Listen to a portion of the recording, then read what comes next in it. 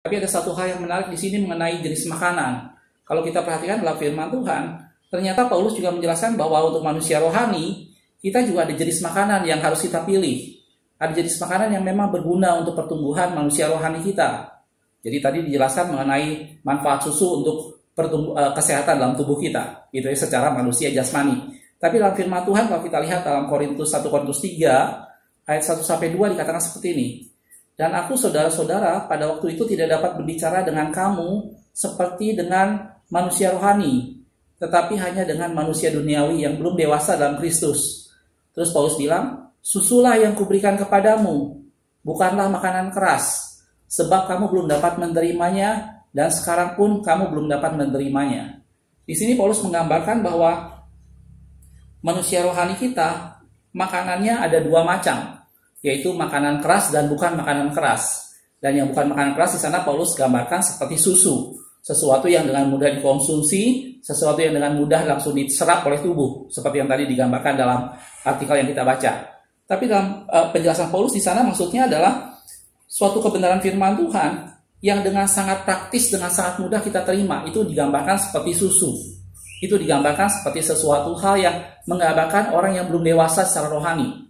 Jadi orang yang belum dewasa secara rohani, dia perlu makanan yang dibilang dalam firman Tuhan tadi, susu. Suatu pemberitaan firman Tuhan, suatu konsep firman Tuhan yang dengan mudah tanpa dia cerna lagi, dia bisa terima langsung. Itu adalah susu dalam firman Tuhan. Dan Paulus gambarkan bahwa kalau manusia rohani, kita harus bisa menerima yang disebut dengan makanan keras. Makanan keras adalah sesuatu bentuk makanan yang hanya bisa diserap apabila kita mencernanya terlebih dahulu. Apabila ada bagian-bagian tubuh kita yang tentunya secara rohani bisa mencernanya, sehingga makanan itu baru bermanfaat. Dan kalau kita korelasikan dengan firman Tuhan, ini adalah materi-materi firman Tuhan atau topik-topik firman Tuhan yang tentunya tidak dengan mudah kita pahami, tetapi kita perlu lebih banyak untuk menggalinya, lebih banyak untuk mencernanya, gitu ya. Dalam Ibrani dikatakan seperti ini, Ibrani 5 ayat 12-14. Sebab sekalipun kamu ditinjau dari sudut waktu, sudah seharusnya menjadi pengajar. Kamu masih perlu lagi diajarkan asas-asas pokok dari penyataan Allah. Dan kamu masih memerlukan susu, bukan makanan keras.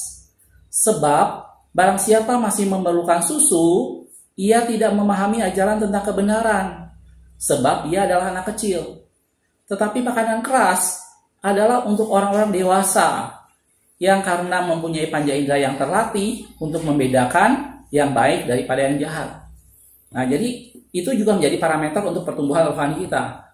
Berapa kualitas makanan rohani apa yang kita butuhkan setiap hari? Apakah makanan rohani yang sifatnya seperti susu yang dengan mudah kita bisa terima tanpa kita mencernanya, atau kita menjadi manusia rohani yang dewasa di mana kita mau menikmati makanan keras, di mana makanan keras itu harus kita cerna, harus kita olah, dan panca indera kita semua terlatih untuk mencernanya.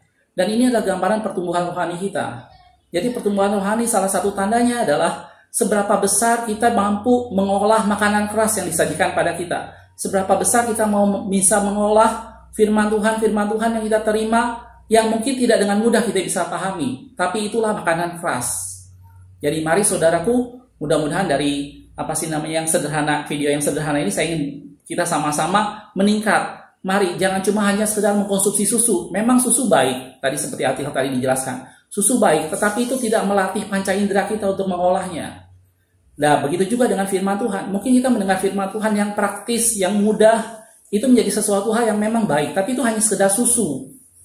Manusia rohani yang dewasa, dia perlu juga mengkonsumsi makanan keras. Itu akan melatih panca indera kita untuk mengolah itu semua. Makasih sudah menonton. Kita ketemu di video berita berikutnya. Aku melihat, aku memandang, aku memperhatikan, dan menarik suatu pelajaran di dalamnya. Tuhan Yesus berkati.